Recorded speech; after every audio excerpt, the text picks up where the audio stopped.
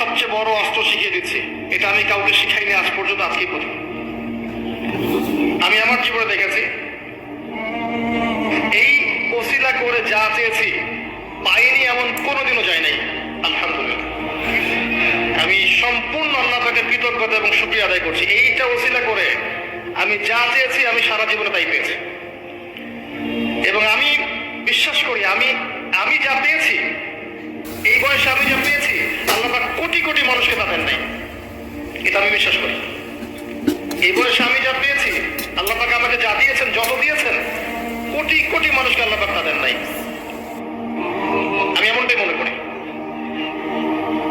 আমি কি শিখাই দেবো সেটা?